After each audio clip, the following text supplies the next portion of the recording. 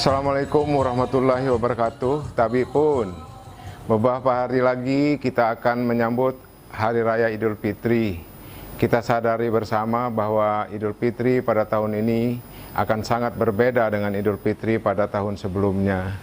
Pandemi COVID-19 saat ini perlu kita cegah dan waspadai.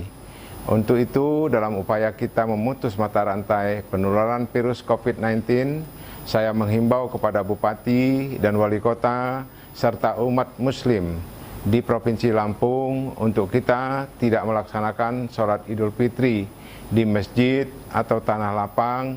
Cukup kita laksanakan di rumah saja bersama keluarga. Semoga Allah Subhanahu wa Ta'ala memberikan kita kesehatan dan menerima ibadah kita. Amin.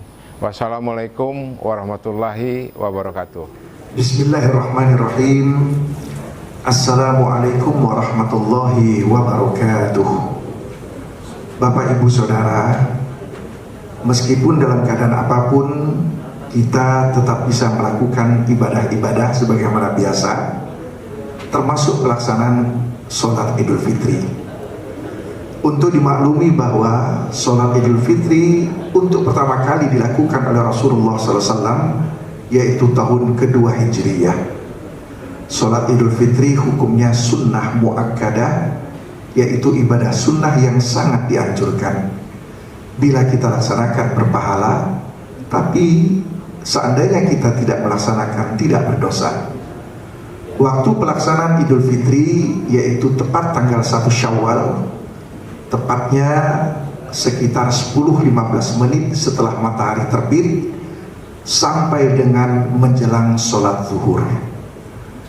Biasanya pelaksanaan sholat Idul Fitri dilakukan di masjid atau di lapangan, namun dalam kondisi tertentu diperbolehkan untuk melakukan sholat Idul Fitri di rumah. Sebagai contoh, seandainya kita terlambat mengikuti sholat di masjid atau di lapangan, kita boleh melakukan sholat di rumah. Apalagi dalam kondisi yang sama-sama kita maklumi sekarang ini, di mana sedang diberlakukan larangan, yaitu physical distancing. Kita diminta untuk menjaga jarak. Bapak Ibu Saudara, pelaksanaan sholat Idul Fitri tidak diawali dengan azan dan qomat. Dan melakukan sholat Idul Fitri itu sama dengan melakukan sholat sunnah 2 rakaat umumnya, hanya saja ada tambahan. Setelah kita melakukan takbiratul ihram Allahu Akbar, kita disunnahkan untuk melakukan 7 kali takbir. Allahu Akbar, Allahu Akbar, Allahu Akbar, dan seterusnya. Di celah-celah takbir itu kita membaca Subhanallah walhamdulillah wa la ilaha illallah Allahu Akbar. Kemudian dilanjutkan dengan membaca surat Al-Fatihah, membaca surat, ruku, dan seterusnya. Kemudian rakaat yang kedua, setelah kita membaca takbiratul qiyam Allahu Akbar untuk kita berdiri, rakaat kedua sebelum membaca surat Al-Fatihah, kembali lagi kita disunnahkan untuk membaca takbir, yaitu sebanyak 5 kali. Dan di celah-celah takbir itu kita membaca Subhanallah walhamdulillah wa la ilaha illallah Allahu Akbar. Selesai dilanjutkan membaca surat Al-Fatihah, membaca surat, dan seterusnya. Bapak Ibu Saudara, seandainya kita lupa untuk membaca takbir-takbir tersebut, maka hukumnya tetap sah, tidak perlu kita mengulangi kembali pelaksanaan sholat Idul Fitri itu. Bapak Ibu Saudara, seandainya kita sholat Idul Fitri di rumah sendiri, itu tidak diminta untuk dilakukan khutbah. Tetapi kalau seandainya kita melakukan sholat Idul Fitri di rumah secara berjamaah, minimal 1 orang imam dengan 3 makmum, tetap disunnahkan untuk dilakukan khutbah Idul Fitri. Dan kalaupun seandainya tidak dilakukan khutbah, tetap sholat Idul Fitri kita itu sah. Namun seandainya akan dilakukan khutbah Idul Fitri, harus mengikuti tuntunan dan rukun-rukunnya.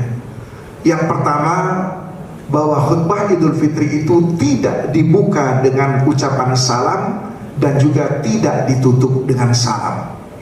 Yang kedua, khutbah Idul Fitri itu dilakukan dengan dua khutbah, dan khatib melakukan khutbah secara berdiri dan melakukan duduk di antara dua khutbah sejenak untuk berdiri kembali melakukan khutbah yang kedua.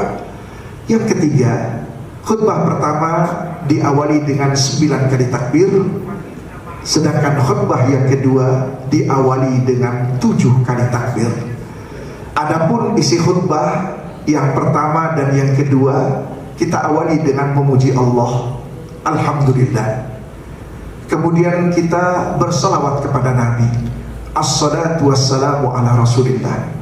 Kemudian yang ketiga, wasiat takwa, usikum wa nafsi bitaqwallah. Kemudian yang keempat, pada khutbah yang pertama kita mengutip ayat-ayat Al-Quran ataukah surat Al-Quran. Kemudian yang kelima, pada khutbah yang kedua kita menutup doa bagi umat Islam, minimal Allahumma ghafir lil muslimina wal muslimat. Demikianlah tuntunan praktis tata cara kita melakukan sholat Idul Fitri di rumah yang dilanjutkan dengan khutbah Idul Fitri.